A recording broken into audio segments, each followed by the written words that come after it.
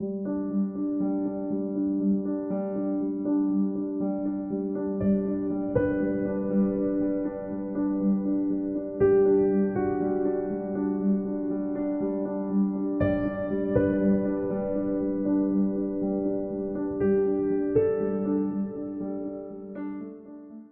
of the interesting things about the way Thomas approaches things is that we sometimes think of Thomas as a very speculative thinker, and he was that.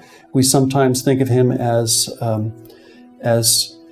being very, in a sense, cool and removed from controversies. And in a way, there's a calmness about the way he does approach things. He's thoughtful and very systematic and careful to try to take the various positions that are found into account, to look at pro and con, for and against in the disputatio, disputation style.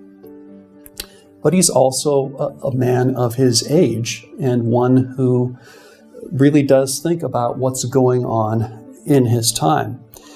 And we can see this in an oblique way, if we know what to look for, when we look at his teaching on purgatory. When you look at instances in which Thomas gives his teaching about purgatory, that is the possibility of people to pray for the dead and to have some kind of effect on what will happen to the dead, or at least some of the dead, Thomas will more extensively cite Eastern Fathers of the Church. Now, why is that? Well, it turns out that in Thomas's time, that issue was a kind of bone of contention between East and West, possibly mostly due to misunderstanding. The two sides weren't all of that different, but there was some reticence on the part of the East regarding the notion of fire, for example. For many were concerned, rightly in the eyes of the West as well, that the idea of fire might give the false impression that the purgatorial fire could purify anyone, and perhaps even everyone, after this life. And so that was a kind of way of wanting to reject universalism, the notion that, well, no matter what, everyone's going to be saved. So this was rejected by East and West alike. But the East associated the notion of purgatorial fire with the possibility of purifying anyone of any sin whatsoever. And of course, that wasn't the teaching of the West. So in any case, there was this kind of controversy trying to really figure out what each side thought. And so Thomas, in his teaching on purgatory, in teaching that, yes, the living could pray for the dead, yes, that for those dead who simply needed to be purified of the effects of sin, not saved after the fact, after death, but purified from the effects of sin after their death, that he, in these cases, he cites Eastern Fathers of the Church. Now, why does he cite Eastern Fathers of the Church for this teaching? Well, particularly to appeal to the East.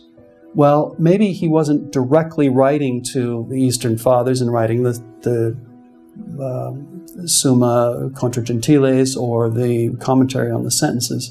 Nevertheless, he knew that this was a contentious issue of the day between East and West. So by citing Eastern Fathers, he would be citing sources that the East would be more ready to accept.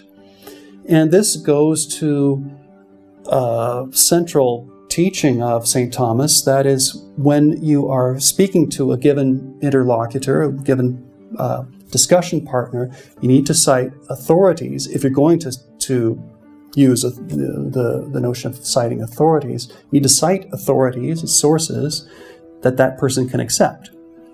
If you're going to talk to a Jewish person, you don't cite the New Testament because they don't accept the New Testament, and etc. So if you're speaking about a matter of controversy between East and West, if you want to be somehow convincing or persuasive to a conversation partner who happens to be in the East, it makes most sense to cite sources from that person would accept. And so we see him citing John Damascene, St. John Damascene, and Dionysius to this effect.